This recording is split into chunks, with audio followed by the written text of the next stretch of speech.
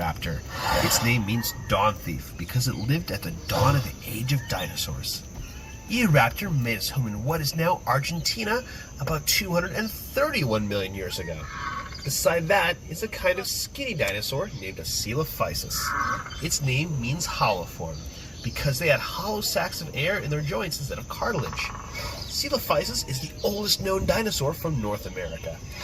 And here is a large predator known as Herrerasaurus. Herrerasaurus is the name of one of the largest predatory dinosaurs that lived in the Triassic period.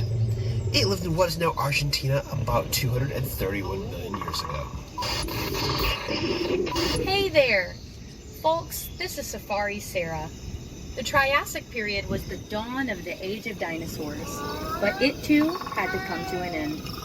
Just a little over 200 million years ago, the Earth encountered another mass extinction, believed to be caused. Allosaurus was a predator from the very beginning of the Jurassic period, around 200 million years ago. Now, a lot of people have ideas of Dilophosaurus spitting poison or venom or acid, and a lot of the pictures and toys show them with a big frill around their neck. Well, unfortunately, the movies that this idea comes from used what we call artistic license, which is just a fancy way of saying they just plain made it up. Yes, buddy. I'm moving.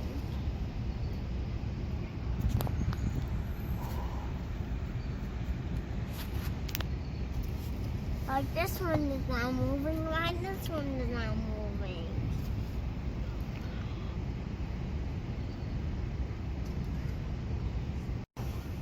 Oh, and let's get the dinosaur in the background. Look at me. Big smile. Go like this. One more. In bony plates, Stegosaurus had a special weapon.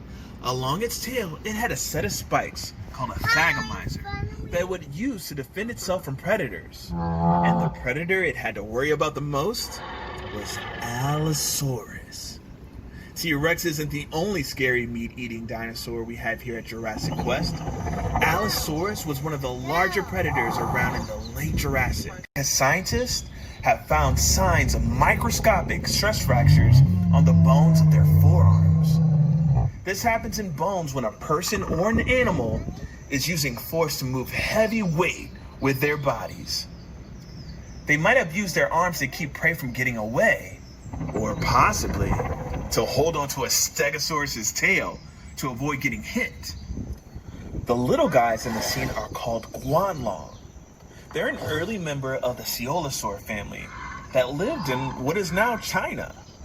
The Coelosaur family was made up of mostly small predators, but as time went by, some Coelosaurs eventually became a bit bigger. Specifically, Tyrannosaurus Rex. The big, long-necked dinosaur in this scene is Apatosaurus. Apatosaurus is what we call a sauropod, or a long-necked dinosaur. Sauropods were the biggest animals to ever walk on Earth. In order to get that big, sauropods had to eat all the time. To eat even more, Hey, Luke. these long-necked giants You having didn't fun? waste time chewing, but swallowed the Yeah. leaves from trees whole. But they had a special trick to help them digest. Scientists learned the migration patterns of these dinosaurs by matching the gastroliths back to the areas where the rocks originally came from. Please pause I your have audio this tour one. until your I have dinosaur this herd one. migrates on up to the next scene. Safari Sarah here again. After the end of the Jurassic.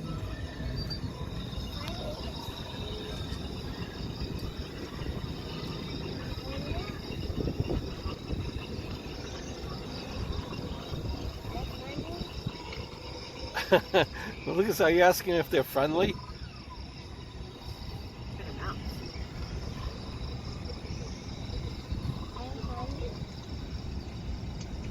Now look at that neck, Luke. Look at that one coming up.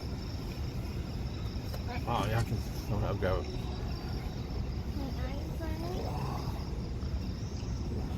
Somehow position him where he's. Lucas, go like this. Turn around. Both hands. Wait. named. Some of you might have already guessed that iguanodon means iguana tooth. When iguanodon was discovered in England, no one had ever even heard of dinosaurs yet. So when it came time to name this bizarre new animal, the only similarities anyone could think of were that its teeth kind of looked like the teeth of an iguana, only bigger. The very first drawings of iguanodon depicted it as a giant iguana-like creature. The animal it's next to is Baryonyx. Baryonyx was a carnivore, and specifically, it ate fish. We know that it ate fish because when the first Baryonyx skeleton was found in England in the 1980s, it had fossilized fish bones and fish scales inside of its belly, along with a few bones from a young iguanodon. Since it lived in what is now England, as one of its last meals was fish, this could be the earliest evidence of anyone in the UK ordering fish and chips. Our quest has now taken us from Europe to the continent Look at of mommy. Asia. Look at Still mommy. in the early Look at mommy. Cretaceous. The big dino you see here is Tyrannosaurus. Big one, big one. Tyrannosaurus is part of the Tyrannosauridae family. That means it's a relative of the T-Rex. Tyrannosaurus lived in the Liaoning province of China. What makes Tyrannosaurus special is that it is the largest dinosaur that we know of with feathers. We know that Tyrannosaurus had feathers because of where and when it lived. About 120 million years ago, a volcanic eruption blanketed much of the Liaoning province with hot ash. Smile. Like Let what me get a shot happened of at him. Pompeii Lucas, look. thousands of Look years at The Great Plains of what is now the United States and Canada used to be underwater. Lots of marine fossils are found in places like Kansas. The first creature here is the long-necked Elasmosaurus. It's a relative of the Plesiosaurus, but much bigger. Second is Archelon, the biggest sea turtle known to exist. It had a leathery shell called a carapace, and just like sea turtles today, it probably laid eggs on land. The huge, fearsome creature is Tylosaurus. A relative of Mosasaurus, its name means the knob lizard because of a bony protrusion on the end of its snout that might have been used to ram into its prey. Tylosaurus is a member of the Squamata family. That's the group of reptiles that includes lizards and snakes. They had forked tongues for tasting scents in the water. They even had a row of teeth in the back of their mouths for holding onto prey in the water. And that scary fish that you see that looks like a cross between a piranha and a tuna is Xiphactinus. Xiphactinus was a voracious predator that lived in the oceans all over the world. It could reach lengths of up to 20 feet. Anything else you see on the tour, feel free to text Park Ranger Marty at 844-411. That's 844-346-6411. Also, while doing so, be sure to stay inside your vehicles for the duration of the tour. With all of these aquatic creatures, the last thing you want to do is get your phone wet. Hey Marty, it's Dustin. I have a weird question here, and don't freak out, but have you seen the T-Rexes? Well, they were in the enclosure an hour ago when I went in to feed them. Are they not still there? We have a tour heading that way right now. Okay, sorry, I hate to ask. They were both buried in sand by a landslide. The other dinosaur in the scene, Oviraptor, has an unfortunate name, meaning egg thief. When this dinosaur was discovered, it was found over a nest of eggs thought to belong to Protoceratops. After later research, scientists realized it was sitting on a nest of its own eggs. But the name stuck and is still debated if Oviraptor actually ate eggs. Here at Jurassic Quest, ours take theirs sunny side up every morning for breakfast. Yet another dinosaur from Mongolia is the large Therazinosaurus you see here, with the long claws. The claws on its hands could grow up to 3 feet long, making them the longest claws in the animal kingdom. Most of what we know about Therazinosaurus comes from animals closely related to it. The only fossils we have of this animal are its shoulders, arms, and hands. It is believed to be an herbivore, but we are still looking for more fossils to know for sure. The dinosaur next to it is a Lorotitan, lived in what is now eastern Russia. It's in a special group of duck-billed dinosaurs called Lambeosaurs, which are famous for the elaborate crests on their heads. These crests would have certainly served as display structures, but may also have been used in some Lambeosaurs as resonating chambers to make sounds used to communicate effectively through the herd. Speaking of communication, I've been directed to ask you all to keep an eye out for any free-roaming dinosaurs that may or may not be wandering around the park. Hi, Park Ranger Marty here. Hope you're not mad at me about accidentally releasing the T-Rexes. Anyway, in this scene you see Chantersaurus. Chantersaurus is a tyrannosaur from China and is closely related to Allosaurus from Mongolia. Both have awfully long, narrow noses for members of the tyrannosaur family. We're not sure what those noses may have been used for. Maybe to cut through water, making them faster, more accurate fishermen, or maybe they were specializing in smaller, faster prey, not needing a powerful bite of it. Designed for slicing, unlike the T-Rexes, which were meant for crushing through bones and ripping car tops open. Speaking of which, if you see one of our missing T-Rexes, please let What was one of that, our Luke? 3 security guards know. What did you say? Second largest in Oh, the scene yeah, is yeah. Carnotaurus, which means meat-eating bull because of peculiar horns on its head. It might have used its horns as a weapon against other predators. It's a very funny-looking dinosaur. Not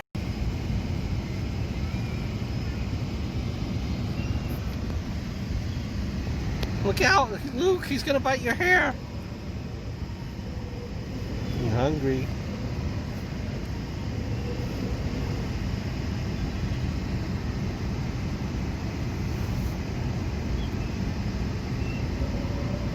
Which one? That one, he wants to bite your hair.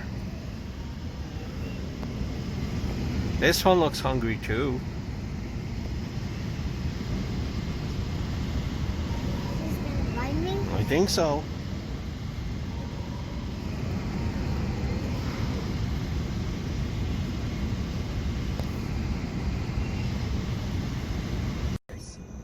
Herrerasaurus is a cool dinosaur Where's my because it's phone? one of the few dinosaurs Over where there, we bud. know what they might have sounded like. Paleontologists discovered that by looking at the crest there's on a its seat. head. What they found were tubes inside going back and forth between the nasal passage and the throat. When they recreated blowing air through their tubes, they discovered that the crest would have made a horn sound. The new script here just says make horn sounds. No, guys, I'm not gonna do that. Sarah.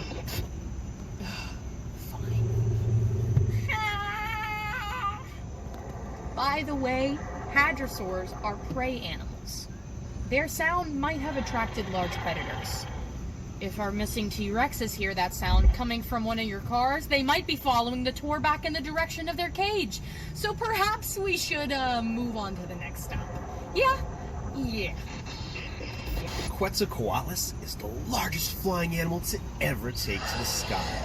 It lived in what's now Texas because everything is bigger in Texas.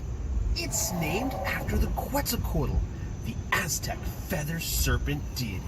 It had a wingspan of 36 feet. That's the same as a small plane. Standing like it is here, very hollow bones. This is necessary for it to achieve flight. Quetzalcoatlus was actually not a dinosaur, but a pterosaur. Pterosaurs are a family of flying reptiles that lived at the same time as dinosaurs. Like many, but not all pterosaurs, Quetzalcoatlus had no teeth, unlike our missing T-Rexes who have very large teeth.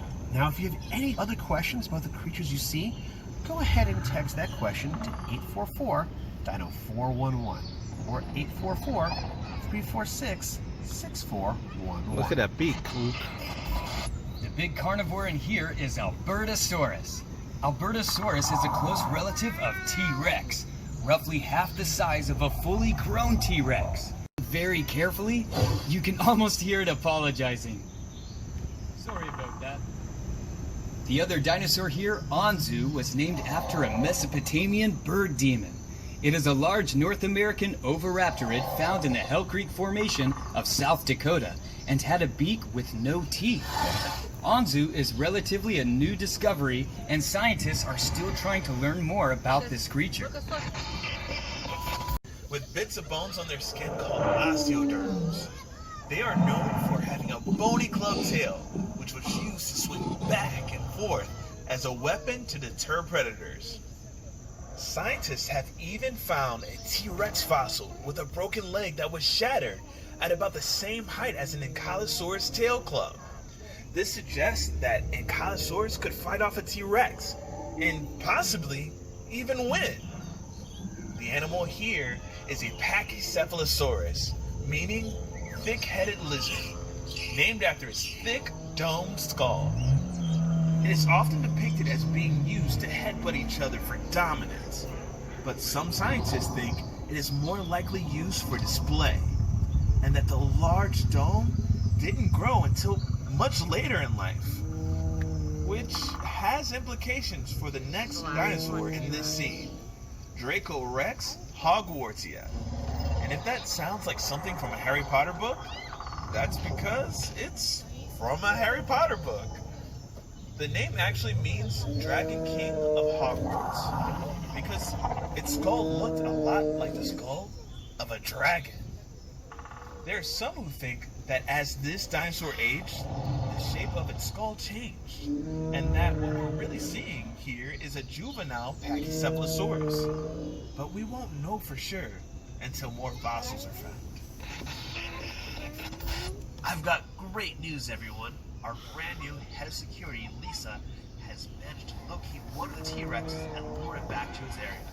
That's great news because T-Rex is one of the most common favorite dinosaurs. T-Rex. So that means we can actually talk about the T-Rex, the Tyrant Lizard King, while we have one of them here to look at.